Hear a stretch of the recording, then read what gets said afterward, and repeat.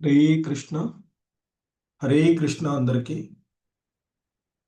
So Bhagavad Gita యథాతథము level 2 క్లాసులకి మీ అందరికీ కూడా ISKCON Shri Shri Radha Govinda ఆలయం తరపున స్వాగతం, సుస్వాగతం. హరే కృష్ణ.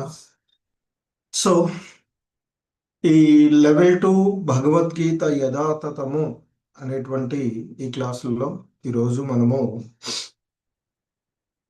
చివరి అధ్యాయమైనటువంటి 18వ అధ్యాయంలోని కొన్ని శ్లోకాలను ఇస్కాన్ సంస్థాపక ఆచార్యులైనటువంటి శ్రీల ప్రభుపాదుల వారి యొక్క వివరణము ద్వారా ఈ శ్లోకాలను అవగాహన చేసుకోవడానికి ప్రయత్నం చేద్దాము. హరే కృష్ణ.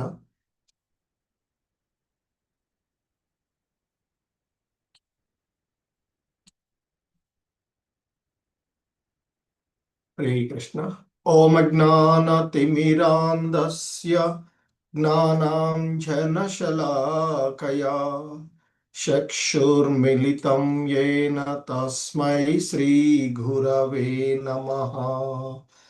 శ్రీచైతన్యమనోభీష్టం స్థాపితం యేన భూతలే స్వయం రూపః కదా మహ్యం దదాతి స్వపదాంతికం.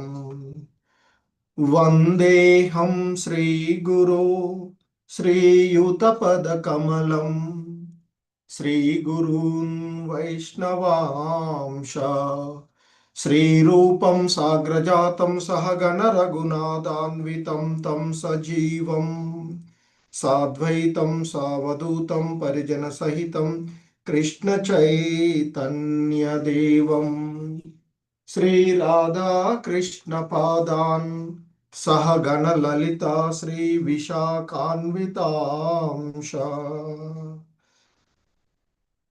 నమా ఓం విష్ణుపాదాయ కృష్ణ ప్రేష్టాయ భూతలే శ్రీమతే భక్తి వేదాంత స్వామినితి నామినే. నమస్తే సారస్వతే దేవే గౌరవాణి ప్రచారిణే నిర్విశేష శూన్యవాది పాశ్చాత్యదేశతారిణే. నమో మహావదన్యాయ కృష్ణ ప్రేమ ప్రదాయతే కృష్ణాయ కృష్ణ చైతన్య నామ్నే గౌరత్విషే నమః. హే కృష్ణ కరుణా సింధు దీన బంధు జగత్పతే గోపేశ గోపికా కాంత రాధా కాంత నమోస్తుతే. తప్త కాంచన గౌరాంగీ రాధే వృందావనేశ్వరి వృషభానుసుతే దేవే ప్రణమామి హరిప్రియే. వాంఛాకల్పతరుభ్యశ్చ కృపా సింధుభ్య ఏవ చ పతితానాం పావనేభ్యో వైష్ణవేభ్యో నమో నమః. జయ శ్రీ కృష్ణ చైతన్య ప్రభు నిత్యానంద శ్రీ అద్వైత గదాధర శ్రీవాసాది గౌర భక్త వృంద. హరే కృష్ణ కృష్ణ కృష్ణ హరే హరే హరే రామ రామ రామ హరే హరే. హరే కృష్ణ కృష్ణ కృష్ణ హరే హరే హరే రామ రామ రామ హరే హరే. జయ రాధా మాధవ కుంజ విహారీ గోపీజన వల్లభ గిరివరదారి యశోదనందన వ్రజ జన రంజన యమునా తీర వనచారి. హరే కృష్ణ. సో ఈ అధ్యాయము ఆ ముగింపు సన్యాసం యొక్క పూర్ణత్వము అనేటువంటిది, లేదా మోక్ష సన్యాస యోగంగా పిలువబడేటువంటి ఈ 18వ అధ్యాయము మనము చూడబోతూ ఉన్నటువంటిది. మరి వాస్తవానికి అర్జునుడికి దేవదేవుడైనటువంటి శ్రీకృష్ణ భగవానుల వారు ఏ అంశాలను బోధించాలనుకున్నారో అవన్నీ కూడా మనం నిన్న చూసినటువంటి ఆ 17వ అధ్యాయంతోనే పూర్తిగా అయినటువంటి అంశము వాస్తవానికి. అయితే మరి ఈ అధ్యాయం ఏంటి? ఎందుకంటే ఇంతకుముందు చెప్తున్నట్లుగా 17వ అధ్యాయంలో మరి అంతకుముందు మనకి ఆ అధ్యాయంలో ముఖ్యంగా అర్జునుడు అడిగినటువంటి దానికి, శాస్త్ర విధులను అనుసరించకుండా తమ సొంత కల్పనలను అనుసరించి పూజలు చేసేవారి పరిస్థితి ఏమిటి అని అడిగితే ఆయన చాలా క్లియర్గా చెప్పినటువంటిది, ఓ అర్జున, భగవంతునిపై విశ్వాసం లేకుండా చేయబడేటువంటి యజ్ఞమైన, దానమైన, తపస్సైన ఏదైనా అశాశ్వతమైనది, అసత్ అని పిలువబడుతుంది. అది ఈ జన్మలో కానీ తదుపరి జన్మలో కానీ ఉపయోగపడనిది అంటూ చెప్పినటువంటిది. సో కనుక మరి భగవత్ సంబంధంలో శాస్త్ర నిర్దేశానుసారము ఒక ప్రామాణికమైనటువంటి గురువును అనుసరించి మరి శాస్త్ర నిర్దేశ ప్రకారంగా మరి గురుదేవుని యొక్క నిర్దేశంలో ఆరంభం నుండే కృష్ణ భక్తి భావనలో పనిచేయడమే ఉత్తమమైనది. అదే జీవుడిని ఈ భవబంధనాల నుండి బయటపడేసేటువంటి మార్గంగా చెప్పబడినటువంటిది. ఇక మరి అలాగే 17వ అధ్యాయం అయిపోతే ఏంటి అని అంటే, సాధారణంగా మనము సమ్మరైజ్ చేస్తాం కదా. సో అలాగే ఈ 17వ అధ్యాయంతో ముగిసినటువంటి భగవద్గీత ఏదైతే మొత్తము ఇప్పటి వరకు చెప్పబడినటువంటి అంశాలలో మొదటి 6 అధ్యాయాలు, తదుపరి 6 అధ్యాయాలు, ఇప్పుడున్నటువంటి చివరి 6 అధ్యాయాలు అనేటువంటి 3 విభాగాలుగా చెప్పబడినప్పటికీ, వాస్తవానికి ప్రతి అధ్యాయంలోనూ భగవద్గీత యొక్క ఈ ప్రతి అధ్యాయంలో కూడా శ్రీకృష్ణ భగవానుల వారు మనకి ఒక్క నుంచి చెప్పినటువంటి అంశం ఏంటంటే, ఆ భగవంతుని యొక్క సేవయే, భగవత్ సేవయే జీవితం యొక్క పరమ లక్ష్యము అని చెప్పబడుతూ వచ్చినటువంటి అంశము, నొక్కి చెప్తూ వచ్చినటువంటి అంశాలు. మరి ఈ అంశాలనే మొదటి 6 అధ్యాయాలలో మరి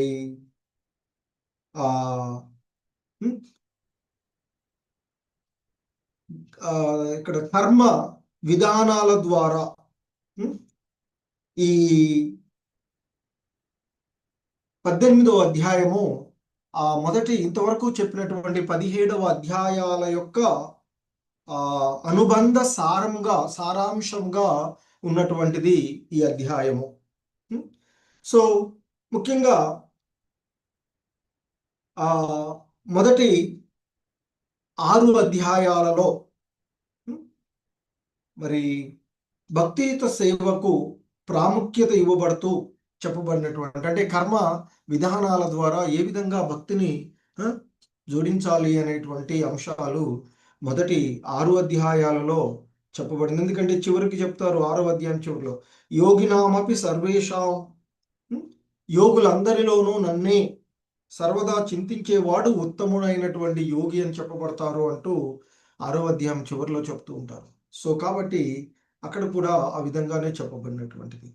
తదుపరి 6 అధ్యాయాలు మధ్యలో ఉన్నటువంటి ఈ బుక్ లో చివరి అట్టలు అంతా అంశాలన్నీ కూడా మధ్యలోనే ఉంటాయి. సో అటు 6 అధ్యాయాలు, ఇటు 6 అధ్యాయాలు మధ్యలో భక్తి యోగాలుగా ఉన్నటువంటి అంశాలలో ముఖ్యంగా 7వ అధ్యాయం నుండి 12వ అధ్యాయం వరకు కూడా విశుద్ధ భక్తి యోగము, ఆ విశుద్ధ భక్తి యోగం యొక్క స్వభావము, మరి విశుద్ధ భక్తి యోగంలో కర్మలు అనేటువంటి అంశాలు మనకి ఆ మధ్యలో ఉన్నటువంటి 6 అధ్యాయాలైనటువంటి 7వ అధ్యాయం నుండి 12వ అధ్యాయం వరకు కూడా తెలియచేయబడినటువంటి. ఇక చివరి 6 అధ్యాయాలలో నిన్నటి వరకు చూసినటువంటి 7 అధ్యాయాలు, సరే 5 అధ్యాయాలు, ఇవాళ చూస్తూ ఉన్నటువంటి ఈ అధ్యాయము, ఇవన్నీ కూడా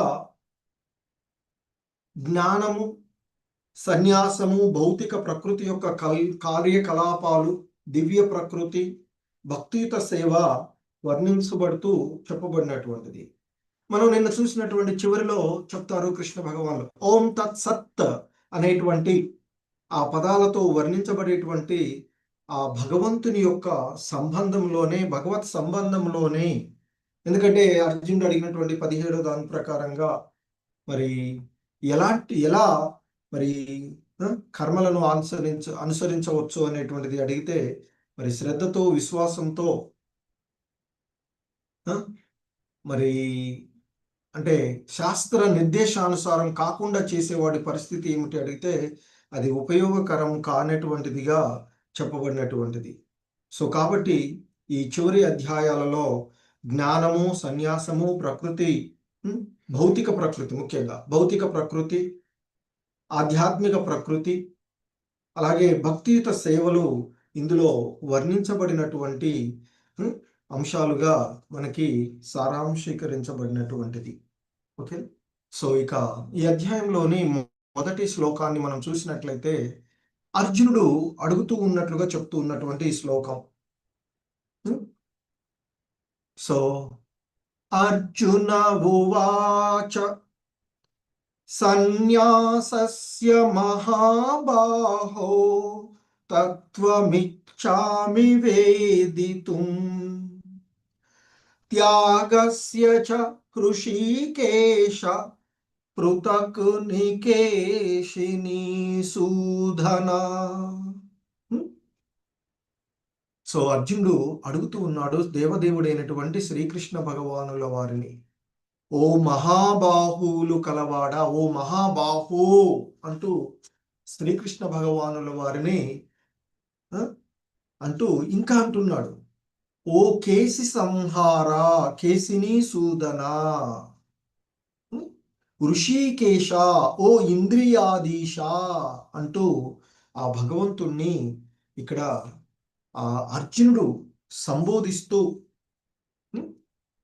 మహాబాహో కేసి సంహార ఇంద్రియాధీశ అంటూ సంబోధిస్తూ అడుగుతూ ఉన్నాడు. ఏమంటున్నాడు? త్యాగం యొక్క ఉద్దేశ్యమును మరియు సన్యాసం యొక్క ఉద్దేశ్యమును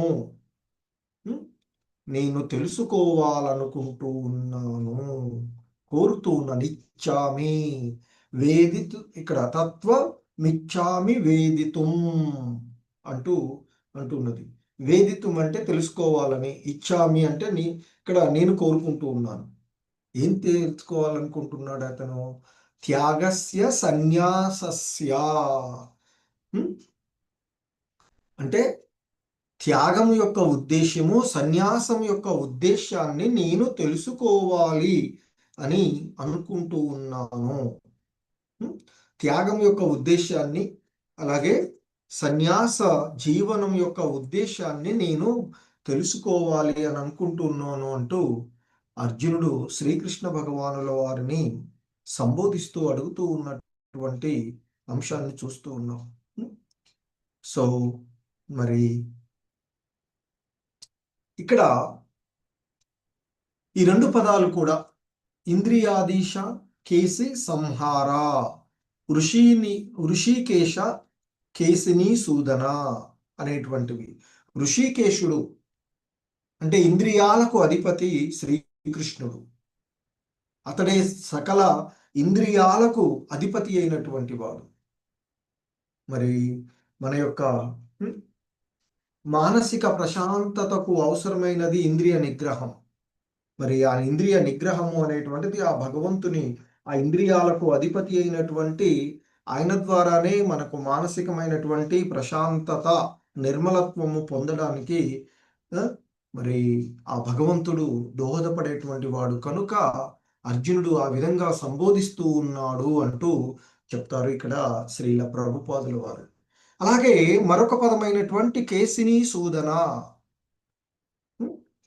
అంటే ఓ కేసి సంహార, కేశి అనేటువంటి ఒక రాక్షసుని సంహరించినటువంటి వాడు. సో మరి సాధారణంగా మనలో కలిగేటువంటి ఆ సందేహాలు అన్నీ కూడా ఈ అసురులతో పోలుస్తూ ఉంటుంటాడు. సందేహాలు దానవులతో పోల్చబడేటువంటివి. మరి అర్జునుడు ఎన్నో సందేహాలు కలిగినవి. మొదటి అధ్యాయంలో ధర్మాన్ని గురించి, కులక్షయం గురించి అడుగుతాడు. ఇదంతా ఎందుకయ్యా నీకు వచ్చింది? క్షత్రియుడిగా నీ ధర్మమైనటువంటి యుద్ధం చేయవయ్యా అంటే చివరికి అంటాడు, ఎలా చెయ్యాలయ్యా? మా గురువులైనటువంటి, మమ్మల్ని పెంచి పోషించినటువంటి భీష్మ పితామహుడు యుద్ధంలో ఉన్నాడు ఎదురుగా. నాకు విద్యలు నేర్పినటువంటి ద్రోణాచార్యుడు ఉన్నాడు. మరి మా బంధువులందరూ ఇలా యుద్ధం చేయడానికి వస్తే వీళ్ళందరినీ మేము ఈ యుద్ధంలో కోల్పోవడమో మరి అంటూ వారందరినీ సంహరించి రక్తంతో తడిచినటువంటి ఈ రాజ్యాన్ని ఏలుకోవడం నాకు సరైంది కాదు అంటూ, అయితే ఇంకొక గొప్ప పని చేసింది ఏంటంటే ఆయన శరణాగతుడు అవుతాడు. 2వ అధ్యాయంలోని 7వ శ్లోకంలో ఆ భగవంతుడికి శరణాగతుడవుతాడు. అక్కడి నుంచే వాస్తవానికి మొదటి అధ్యాయము ఒక బేసిక్, ఎందుకు భగవద్గీత చెప్పవలసి వచ్చింది అర్జునుడికి అనేటువంటిది మనం మొదటి అధ్యాయంలో చూస్తాం. సో కాబట్టి అది ఒక ప్రిపరేషన్ మాత్రమే. ఏదైతే మనం ఒక మంచి ఫంక్షన్స్ చేసుకోవడానికి వీటికి దానికి ముందు కొన్ని ప్రిపరేషన్స్ ఉంటాయి కదా, అలాగే మొదటి అధ్యాయము ఆ భగవంతుని యొక్క భగవద్గీత బోధనలకు అది ఒక బేస్ వంటిది. కానీ ఎప్పుడైతే 2వ అధ్యాయంలోని 7వ శ్లోకంలో అక్కడి నుంచి మొదలవుతూ ఉన్నట్లుగా చెప్పుకోవచ్చు ఇక్కడ. ఎందుకంటే ఆయన అడుగుతాడు, ఆ లోభము అనే దోషము కారణంగా నేను నా ధర్మ విషయంలో మోహం చెంది శాంతిని కోల్పోయాను. నాకు ఏది ఉత్తమమో దానిని నిశ్చయంగా తెలియచేయవయ్యా అంటూ నా ఇంద్రియాలను శోషిస్తూ ఉన్నటువంటి ఈ దుఃఖాన్ని తొలగించుకునే మార్గమే నాకు కనిపించడం లేదు అంటూ నేను నీకు శిష్యుడను శరణాగతుడను అన్నాక ఇక భగవంతుడు బోధనలను ప్రారంభిస్తాడు. వాస్తవానికి 11వ శ్లోకంతో ప్రారంభమవుతుంది. 7వ శ్లోకంలో ఆయన ఆ విధంగా అడగడము, ఆ తదుపరి సంజయుడు ధృతరాష్ట్రుడికి వాళ్ళ మధ్య జరుగుతుంది చెప్పడము. కానీ భగవంతుడు భగవద్గీత బోధన 2వ అధ్యాయంలోని 11వ శ్లోకంతో మొదలవుతూ ఉంటుంది. ఎప్పుడైతే ఆ విధంగా నేను నీకు శిష్యుడును శరణాగతుడును అన్నాడో అప్పటిదాకా ఏం మాట్లాడకుండా వింటాడు. అది ఒక ఉత్తమమైనటువంటి గురువు. కృష్ణం వందే జగద్గురుం అంటాం కదా, మరి ఒక గొప్ప గురువుగా అతడు అంతకుముందు అర్జునుడు మాట్లాడుతూ ఉన్నంతసేపు కామ్గా విన్నాడు భగవంతుడు. మొదటి అధ్యాయం అంతా అర్జునుడు అలా అలా జరుగుతూ వస్తూ ఉంటుంది. సో కానీ ఎప్పుడైతే నేను నీకు శిష్యుడును శరణాగతుడు అన్నాడు, శిష్యుడిని మరి అజ్ఞానంలో ఉన్నటువంటి శిష్యుడిని జ్ఞాన మార్గానికి తీసుకొచ్చేటువంటి గురువు కదా, జగద్గురు. సో అప్పుడు మొదలు పెడతాడు వాస్తవానికి భగవద్గీత. ఏమయ్యా అర్జున, నువ్వు పండితుడిలాగా మాట్లాడావు, కానీ పండితుడికి ఉండాల్సిన లక్షణాలేవి నీలో కనిపించట్లేదేమయ్యా. మరి బుద్ధిమంతుడు అనేటువంటి వాడు మరణించిన వారి గురించి కానీ జీవించి ఉన్నటువంటి వారి గురించి కానీ ఏమాత్రమో ఆలోచించడు. ఎందుకంటే నీవు కానీ నేను కానీ ఈ రాజులందరూ కానీ నిలిచి ఉండని సమయం అంటూ లేదు అంటూ ఆత్మ యొక్క శాశ్వత తత్వాన్ని, ఆత్మ జ్ఞానాన్ని బోధిస్తారు కదా. సో అలా మొదలైనటువంటి భగవద్గీతలో మొదటి 6 అధ్యాయాలలోను, మధ్యలో ఉన్న 6 అధ్యాయాలలోను, ఇప్పుడు చివరిలో చూసినటువంటి ఈ 6వ అధ్యాయంతో 18వ అధ్యాయం 6వది మళ్ళీ. సో వీటిలో కూడా ఆయన భక్తియుతమైనటువంటి భావనే అంతిమ లక్ష్యము అనేటువంటిది చెప్పబోతుంది. అంటే భక్తి, భక్తి, భక్తి. ఆ భగవంతునికి శరణాగతుడవ్వడమే. హ్మ్. సో, మరి ఆ విధంగా మరి అర్జునుడికి కలిగినటువంటి సందేహాలు ఏంటి అని చెప్పుకున్నాం? దానవులు అని చెప్తున్నాం. అటువంటి దానవులను అంటే ఆ సందేహాలను సంహరించేటువంటి వాడు, మనలో కలిగిన సందేహాలన్నిటిని తీర్చేటి. అందుకే మనకి ఎప్పుడైనా ఏదైనా ఒక ఇబ్బంది అనిపించినా, ఏదైనా ఒక పరిస్థితులలో, విపత్కర పరిస్థితులలో ఉంటే భగవద్గీతని ఇలా ఓపెన్ చేసి చేస్తే సింపుల్‌గా పరిష్కారం దొరుకుతూ ఉంటుంది. సో, ఆ విధంగా మరి ఆ కేసి అనేటువంటి దానవుడిని సంహరించినటువంటి శ్రీకృష్ణ భగవానుడు మనలో ఉండేటువంటి సందేహాలన్నిటినీ తీర్చేటువంటి వాడు. ముఖ్యంగా అర్జునుడికి కలిగిన ఆ సందేహాలు అవన్నీ ఉన్నాయి కదా! సో, వాటన్నిటిని తీర్చమని ఆయన ఆ విధంగా కోరుకుంటున్నాడు అని శ్రీల ప్రభుపాదుల వారు మనకి చక్కని వివరణ ఇస్తారు. భాష్యంలో చూసుకోవచ్చు మీరు. సో, ఇక ఎప్పుడైతే అర్జునుడు ఆ విధంగా అడిగాడో శ్రీకృష్ణ భగవానుల వారు మళ్ళీ ఇక ఇంతకుముందు చెప్పిన అన్ని అంశాలను సారాంశీకరించి ఇక మళ్ళీ మొదలుపెడతారు. చెప్పడం మొదలుపెడుతూ ఉన్నారు. శ్రీ భగవానువాచ కామ్యానాం కర్మణాం సన్యాసం కవయో విదుః సర్వకర్మ ఫలత్యాగం ప్రాహుస్త్యాగం విచక్షణాః. దేవదేవుడైనటువంటి శ్రీకృష్ణ భగవానుడు సమాధానం చెప్తూ ఉన్నారు అర్జునుడికి. ఆ భగవంతుడు ఈ విధంగా పలుకుతూ ఉన్నారు. ఓ అర్జున, భౌతికమైనటువంటి కోరికపై ఆధారపడి కర్మలను విడిచిపెట్టడమే సన్యాసము అని మహాపండితులు చెప్తూ ఉంటారు. అంటే అన్ని వదిలివేయడమే కాదు, భౌతిక కోరికలపై ఆధారపడినటువంటి కర్మలను, ఆ కర్మలన్నింటినీ విడిచిపెట్టడమే సన్యాసము అని ఎవరు చెప్తున్నారు? మహాపండితులు చెప్తారు అంటూ. వాస్తవానికి ఆయనే ప్రామాణికమైనటువంటి వాడు, ఆయన నుంచే అన్నీ వచ్చినటువంటివి. సో కానీ వాటన్నిటినీ అనుభూతి పొందినటువంటి మహాత్ములను గురించి, మహాపండితులను గురించి ఇక్కడ ప్రస్తావిస్తూ వాళ్ళు చెప్తున్నారు, వాళ్ళు అనుభవించి అంటూ చెప్తున్నారు. అందుకనే జ్ఞాన విజ్ఞానంలో సో అలాగే మరి జ్ఞాన సంపన్నుల అభిప్రాయాన్ని కూడా చెప్తున్నారు మహాపండితులు. మరియు జ్ఞాన సంపన్నుల యొక్క, అంటే జ్ఞాన సంపన్నులు అంటే బుద్ధిమంతుల యొక్క అభిప్రాయాన్ని ఏం చెప్తున్నారు? సమస్త కర్మల యొక్క ఫలితాలను, కర్మలను వదిలివేయడం సన్యాసం అయితే, ఆ కర్మల యొక్క ఫలితాలను వదిలిపెట్టడమే త్యాగము అని సంపన్నుల యొక్క, జ్ఞాన సంపన్నుల యొక్క, సంపన్నులు అంటే ఈ భౌతికమైనటువంటి సంపదలను కలిగి ఉన్న వాళ్ళు కాదు, బుద్ధిమంతులు, జ్ఞానాన్ని కలిగినటువంటి వాడు, జ్ఞాన సంపన్నులు చెప్తూ ఉన్నటువంటి అభిప్రాయాన్ని ఇక్కడ చెప్పబడుతున్నది. హరే కృష్ణ.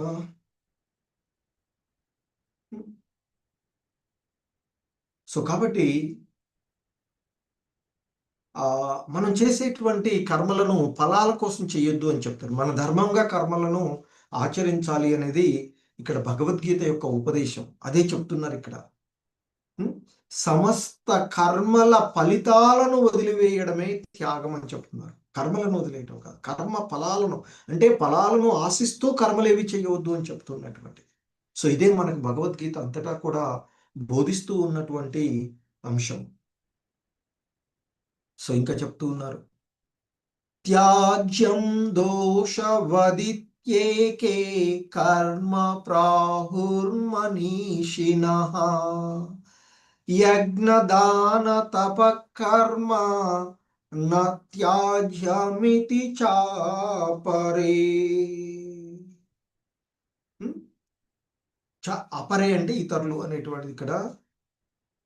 త్యాజ్యం అంటే తప్పక విడిచిపెట్టాలి అని చెప్తున్నారు. ఏం వదిలిపెట్టాలో చెప్తున్నారు. అన్ని రకాలైనటువంటి అన్ని రకములైనటువంటి కామ్యకర్మలు దోషమైనవి. దోషవదిత్యేకే. దోష దోషవత్ అంటే దోషంతో కూడినవి.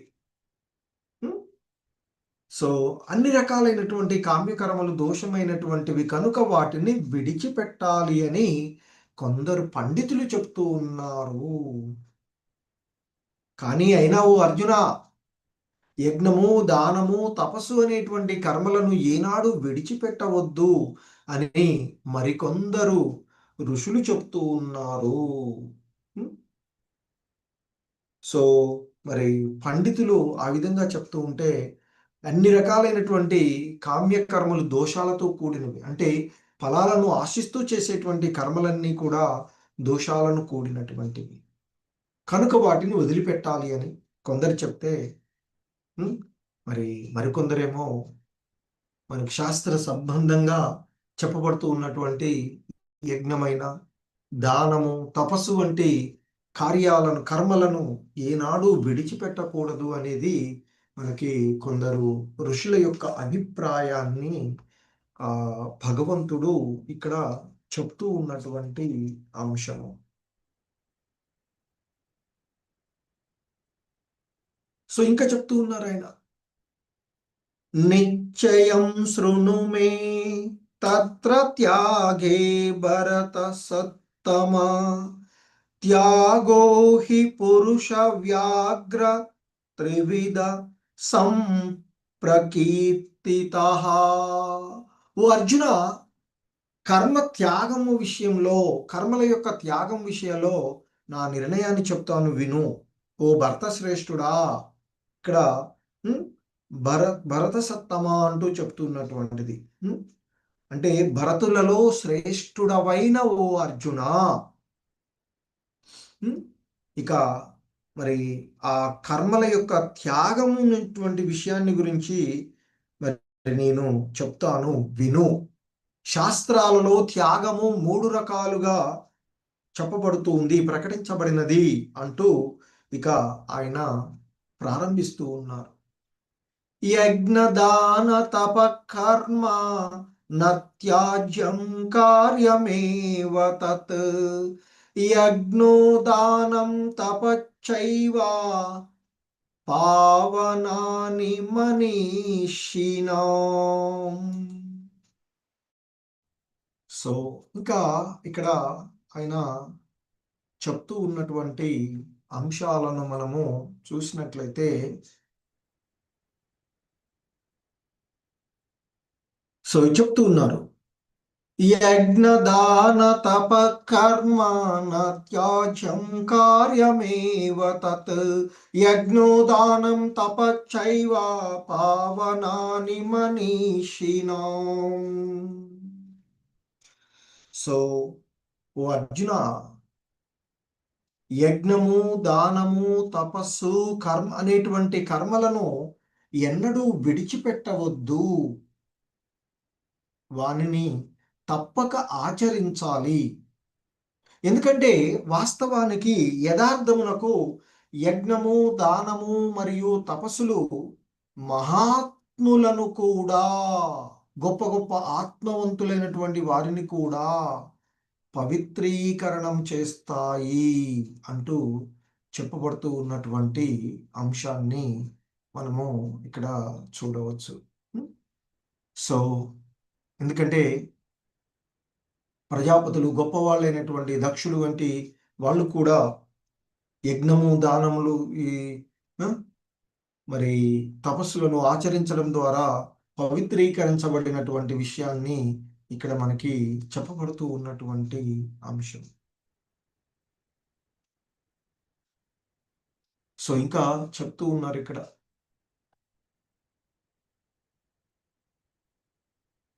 ఏతాన్యపి తు కర్మాణి సంగం త్యక్త్వా ఫలాని చ కర్తవ్యానీతి మే పార్థ నిశ్చితం మతముత్తమం. ఓ అర్జున, ఈ కర్మలన్నీ మమకార ఆసక్తి అంటే మనం చేసేటువంటి కర్మలన్నిటినీ కూడా వాటిపైన ఎటువంటి సంగత్వ భావనం లేకుండా, సంగత్వ రహితంగా, మమకార ఆసక్తి మరియు ఫలాపేక్ష లేకుండా చెయ్యాలి. ఇది నాది, నేను చేస్తున్నాను, నేను కాబట్టే చేస్తున్నాను, లేదా ఇది నాకు సంబంధించినది అనేటువంటి భావన, లేదా ఇది నేను చేస్తే నాకు ఈ ఫలితం వస్తుంది అనేటువంటి భావనలు లేకుండా మనం చేసేటువంటి ప్రతి దానిని కూడా కర్తవ్యంగా భావించి మనకి ఏది లభిస్తే దానితోనే తృప్తిగా ఉంటూ, ఆ భగవంతుడు కృప ద్వారా ఇది నాకు లభించింది అనేటువంటి తృప్తితో మన యొక్క కర్తవ్యంగా మన విద్యుక్త ధర్మాలను, మన గుణానుసారంగా మనకేవి లభిస్తే అది ఫ్యామిలీలో మనం ఉండేటువంటి పరిస్థితులను బట్టి తల్లిదండ్రులుగా కానీ, లేదా ఇంకా పిల్లలుగా, లేదా బాధ్యత కలిగినటువంటి ఏ బాధ్యతలు ఉంటే వాటిని సక్రమంగానే నిర్వర్తించాలి. కాకపోతే అది నేను మాత్రమే, నేను అనే దేహాత్మ భావనలను వదిలివేసి చెయ్యాలి అని చెప్తున్నారు. అదే ఆ భగవంతుని యొక్క అభిప్రాయము అంటూ ఇక్కడ చెప్పబడుతూ ఉన్నటువంటిది. ఎందుకంటే ఈ యజ్ఞాలు, తపస్సులు, దానాలు అనేటువంటివి మరి మనిషిని ఆధ్యాత్మిక స్థాయికి ఉద్ధరించేటువంటివి. మరి అటువంటి ఉద్ధరించేటువంటి సాత్వికమైనటువంటి, అందులో కూడా మళ్ళీ గుణాలను అనుసరించి మనకి ఇక్కడ వరకు మనకు చెప్పారు 3 రకాలుగా ఉన్నవి. సో కాబట్టి అటువంటి వాటిని సాత్వికమైనటువంటి విషయాల్లో చేయాలి అని చెప్తూ ఉన్నారు. నియతస్య తు సన్యాసః కర్మణో నోపపద్యతే మోహాతస్య పరిత్యాగా తామస పరికీర్తితః. సో ఇంకా చెప్తూ ఉన్నారు ఆ భగవంతుడు అర్జునుడితో అంటూ ఉన్నటువంటి అంశాలు. ఓ అర్జున, విద్యుక్త ధర్మాలను ఏనాడు విడిచిపెట్టడము మంచిది కాదు.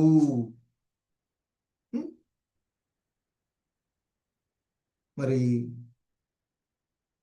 అవివేకంతో ఎవడైనా మోహం అవివేకం, విద్యుక్త ధర్మాలను ఎవడైనా వదిలివేసినట్లయితే అలాంటి త్యాగాన్ని తమోగుణ త్యాగము అని అంటారు అంటూ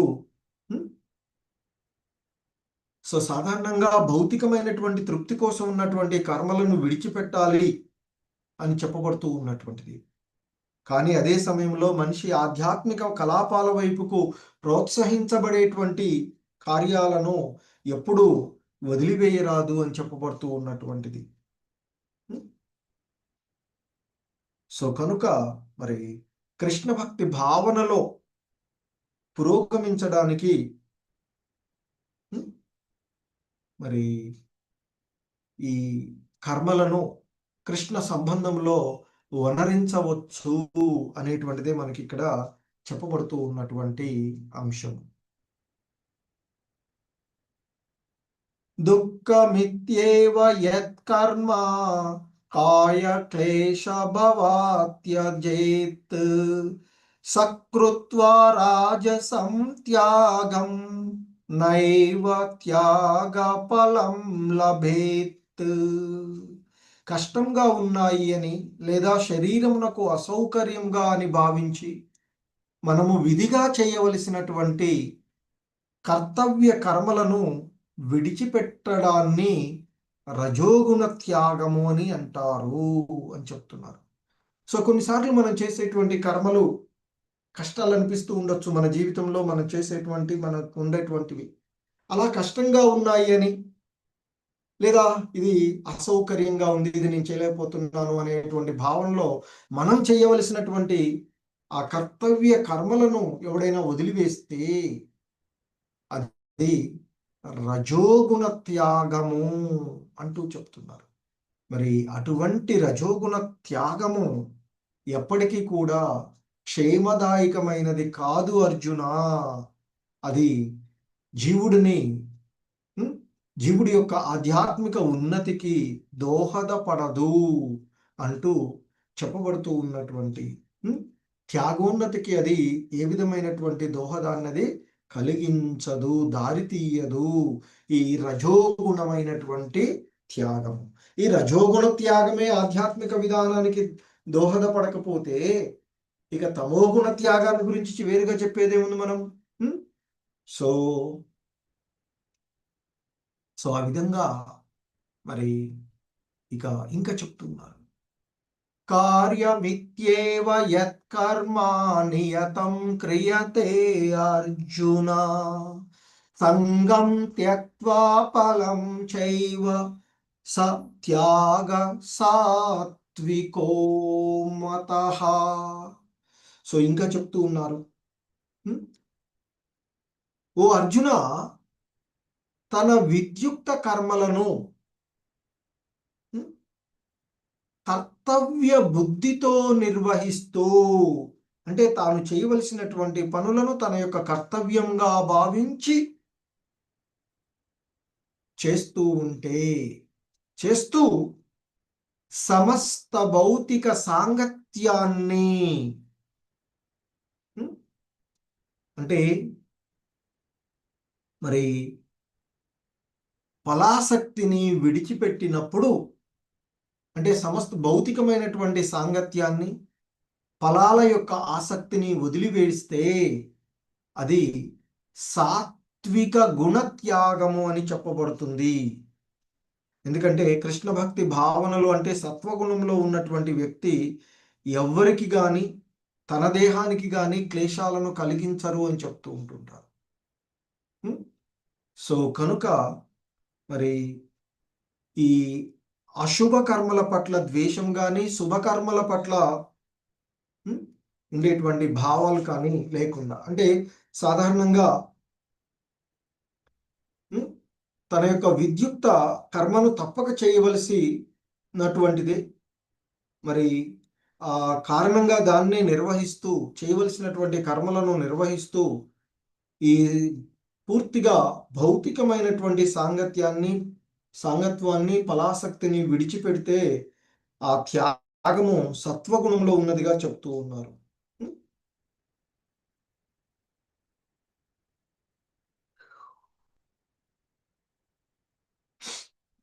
నద్వేష్ట్య కుశలం కర్మ కుశలేనాను సజ్జతే త్యాగి సత్వ సమావిష్టో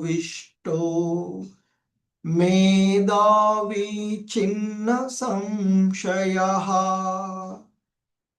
ఇంకా చెప్తూ ఉన్నారు ఆయన, సత్వగుణ సంపన్నుడు, బుద్ధిమంతుడు, సంశయరహితుడు అయిన త్యాగశీలి కామ్యాలు కష్టప్రదాలైన కర్మలను ద్వేషించడు, శుభప్రదాలు సులభ సాధ్యాలు అయిన కర్మలను అతడు మరి అభిమానించడు. అంటే అశుభ కర్మ పట్ల ద్వేషాన్ని కానీ ద్వేషించడు. ఏది? ఆ కష్టప్రదాలైనటువంటి కర్మలను లేదా శుభప్రదాలు లేదా సులభ సాధ్యాలు అయినటువంటి వాటిని ఎక్కువగా ఇష్టపడడం కానీ, అంటే శుభకర్మల పట్ల ఆసక్తి కానీ లేకుండా సత్వగుణంలో ఉండేటువంటి బుద్ధిమంతుడైనటువంటి వ్యక్తికి ఆ కర్మను గురించినటువంటి సందేహాలు ఏవి ఉండవు అనేటువంటిది ఇక్కడ చెప్పబడుతూ ఉన్నటువంటిది. అంటే కృష్ణ భక్తి భావనలో అనగా సత్వగుణంలో ఉన్నటువంటి వ్యక్తి ఎవరిని కానీ తన దేహాన్ని కానీ ఆ క్లేశాన్ని కలిగించేటువంటి దేనినైనా కానీ ద్వేషించడు. అలాగే మరి సులభ సాధ్యమైనటువంటి వాటిని ఎక్కువగా సమత్వ భావనతోనే ఉంటాడు అని చెప్పబడుతూ ఉన్నటువంటి. నహి దేహభృతా శక్యం త్యక్తుం కర్మాణ్యశేషతః యస్తు కర్మ ఫలత్యాగి స త్యాగీత్యభిధీయతే. సో ఇంకా చెప్తూ ఉన్నటువంటి అంశము ఇక్కడ దేహదారి అయినటువంటి వానికి, అంటే ఆ దేహదారి అయినటువంటి జీవునికి కర్మల నువ్వు వదులుకోవడము నిజంగా సాధ్యం కాదు. కానీ కర్మ ఫలాలను త్యజించేటువంటి వ్యక్తి నిజమైనటువంటి త్యాగి. ఎందుకంటే ఈ దేహాన్ని ఇంతకుముందు మనకు 3వ అధ్యాయంలో కూడా వస్తుంది. ఈ దేహాన్ని పోషించుకోవడానికైనా కర్మలను ఆచరించవలసి వస్తూ ఉంటుంటుంది. కనుక మరి దేహధారి అయినటువంటి ఈ దేహాన్ని ఆశ్రయించినటువంటి జీవునికి ఆ శాశ్వతమైన సనాతనమైన ఆత్మ స్వభావులకి కర్మలన్నింటినీ త్యజించడం అనేది నిజానికి అసాధ్యమైనటువంటి విషయమే, సాధ్యం కాదు. కానీ ఆ కర్మల యొక్క ఫలాలను వదిలివేసుకోవచ్చు. అలా వదిలినటువంటి వాడే నిజమైన త్యాగి అని మనకి ఇక్కడ చెప్పబడుతూ ఉన్నటువంటిది. కనుకనే అంతకుముందు కూడా చెప్పినట్లు కృష్ణ సంబంధంలోనే కర్మలను ఆచరిస్తూ ప్రతిదీ కూడా భగవత్ సంబంధంలో ఆ భగవంతునికి సమర్పించి చేసేటువంటి వాడు నిజమైనటువంటి త్యాగి అనబడతాడు అంటూ చెప్తూ ఉన్నటువంటి అంశం ఇక్కడ.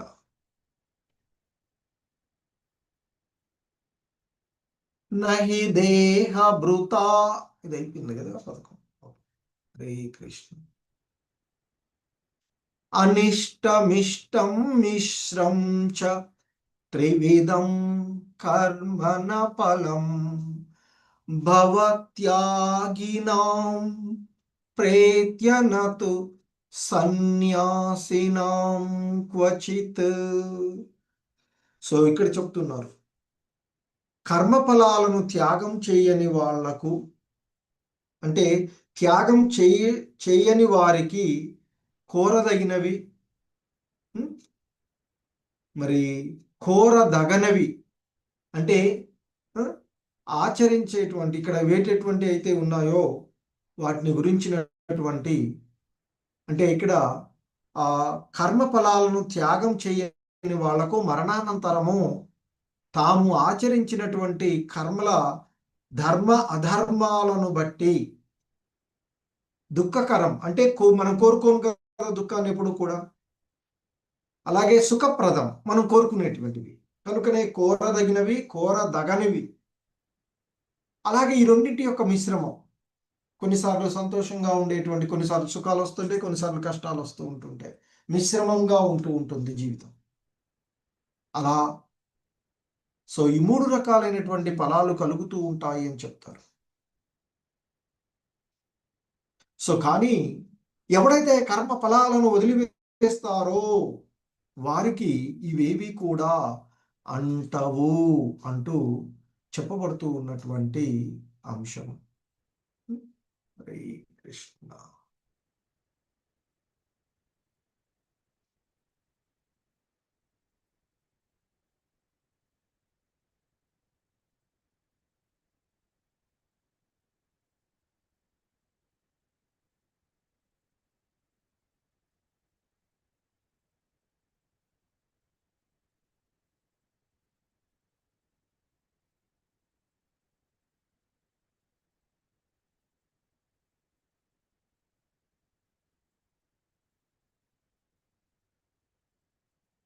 సో ఇంకా చెప్తున్నారు, పంచైతాని మహాబాహో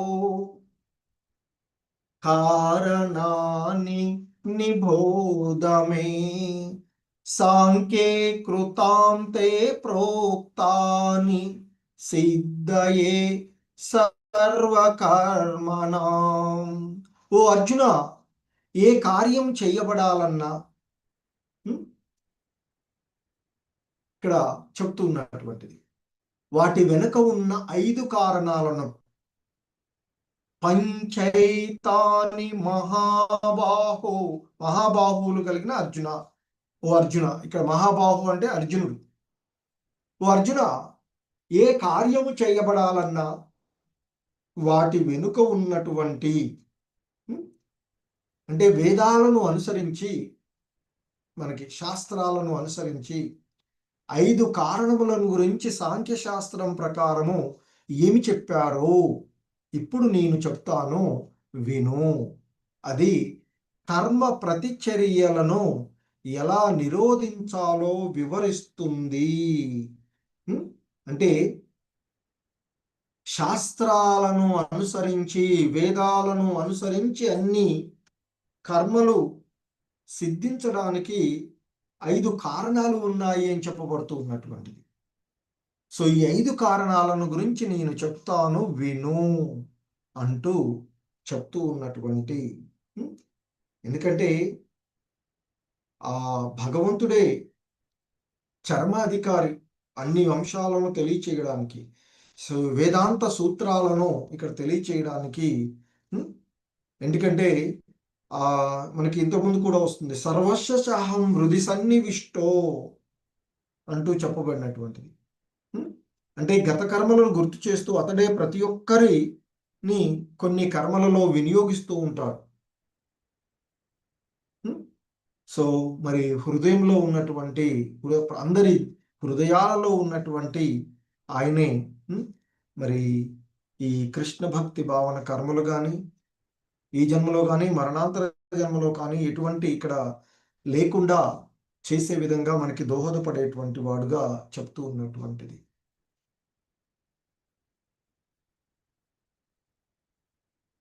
అధిష్టానం తథా కర్త కారణం చ పృథగ్విదం వివిధా చ పృథక్ శ్రేష్ట దైవం చైవాత్ర పంచమం. సో అదేంటో చెప్తూ ఉన్నారు ఇక్కడ. కార్యస్థానము ఇక్కడ, అధిష్టానం తదా ఇక్కడ అంటే శరీరం, దేహం, అలాగే కర్త, కర్త, అలాగే ఇక నానా రకాలైనటువంటి, వివిధ రకాలైనటువంటి కృషి అంటే ఇంద్రియాలు ఒక రకంగా చెప్పాలంటే, అలాగే పలు రకాలైనటువంటి ప్రయత్నాలు, కృషి, ఆ ఇంద్రియాలు, తర్వాత కృషి, వీటితో పాటుగా ఆ పరమాత్ముడు అంటే దైవ అనుగ్రహము, ఇక్కడ శరీరము, కర్త, ఇంద్రియాలు, ప్రయత్నాలు, మన యొక్క యత్నాలు, ప్రయత్నాలు, చివరికి భగవంతుని యొక్క అనుగ్రహము, ఆ పరమాత్ముని యొక్క అనుగ్రహం, పరమాత్ముడు అనే ఇవే కర్మ యొక్క 5 అంగాలు అంటూ, కర్మ కారణాలు. ఏంటి కర్మ కారణాలు? ఈ దేహాన్ని పొందినటువంటి కారణము, అలాగే ఈ దేహాత్మ భావంలో కర్త, అలాగే ఈ దేహానికి వివిధ రకాలైనటువంటి ఇంద్రియాలు, వాటిని తృప్తి కోసం చేసేటువంటి ప్రయత్నాలు, వీటితో పాటుగా భగవంతుని యొక్క అనుగ్రహము. ఇవి మనకి 5, ఈ 5 కూడా కర్మ కారణాలుగా చెప్పబడుతూ ఉన్నటువంటివి. సో ఇంకా చెప్తూ ఉన్నారు, శరీరవాస్మనోభిర్యత్ కర్మ ప్రారభతే నరః న్యాయం వా విపరీతం వా పంచైతే తస్య హేతవా. సో ఇక్కడ చెప్పబడుతూ ఉన్నటువంటి శరీరం చేత, మనసు చేత లేదా వాక్కు చేత, ఇంతకుముందు కూడా చెప్పబడినట్లుగా దేహం చేత కానీ, మనసు చేత కానీ లేదా వాక్కు చేత కానీ చేసే ఏ కర్మ లేదా ఏ కార్యమై జరిగినా అది మంచిదైనా చెడుదైనా ఈ 5 కారణాలు, అంటే మనిషి చేసేటువంటి న్యాయబద్ధమైన, అన్యాయమైనటువంటి కార్యమైన ఈ 5 కారణాల ద్వారానే అవి చేయబడుతూ ఉన్నాయి అనేటువంటిది ఇక్కడ మనకి చెప్పబడుతూ ఉన్నటువంటి అంశం.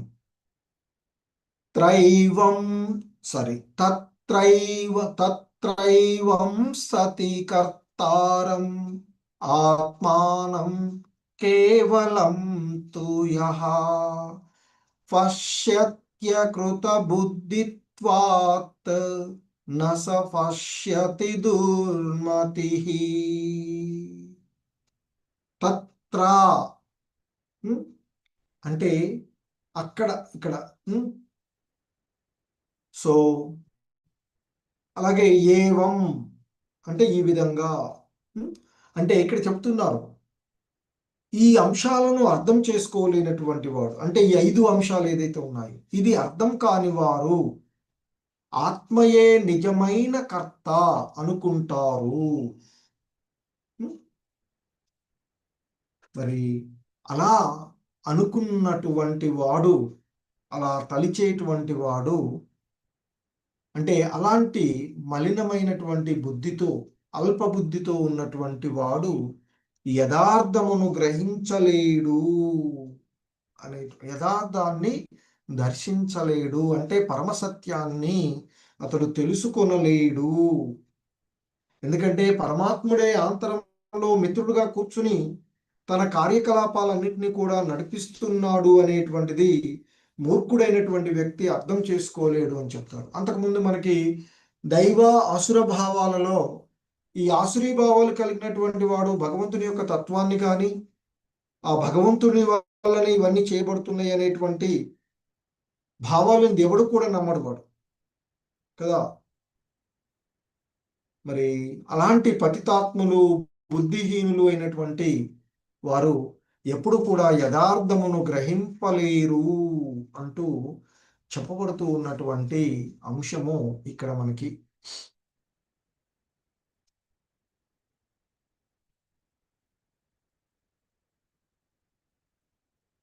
సో ఇంకా చెప్తున్నారు, యస్య నాహం కృతో భావో బుద్ధిర్యస్య న లిప్యతే హత్వాపి స ఇమాలోకాన్ న హంతి న నిబధ్యతే. కర్తృత్వ అహంకార భావమును, అంటే ఈ చేసేది నేనే అనేటువంటి భావన, ఆ భావనను విడిచిపెట్టి బుద్ధి, మమకార, ఆసక్తి రహితంగా ఉండేవారు ప్రాణులను సంహరించినా సరే వారు చంపినట్టు కాదు, మరియు కర్మ బంధనములకు లోను కారు అంటూ చెప్పబడుతూ ఉన్నటువంటి అంశం.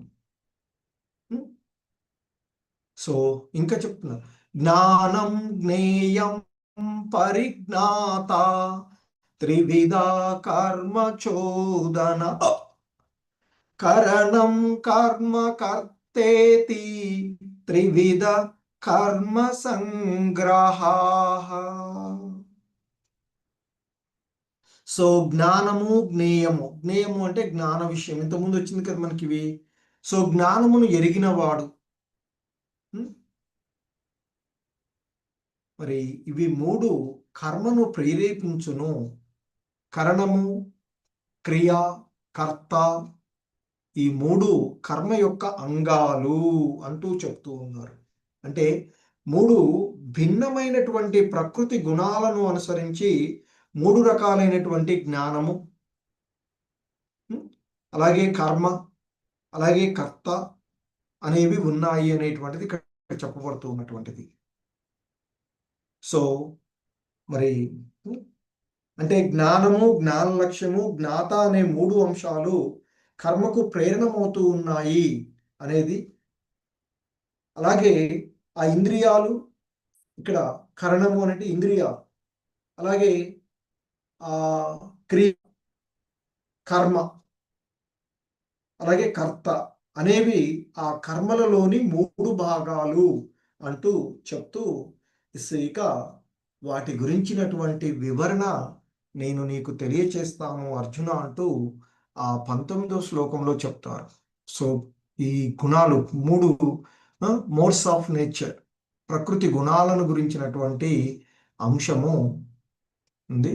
అవి తదుపరి శ్లోకాలలో రేపటి క్లాసులో చూద్దాం. హరే కృష్ణ.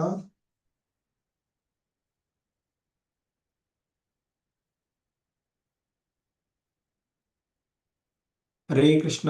ప్రభుజీస్, మాతాజీస్, ఎవరికైనా ఏవైనా సందేహాలు ఉంటే అడగ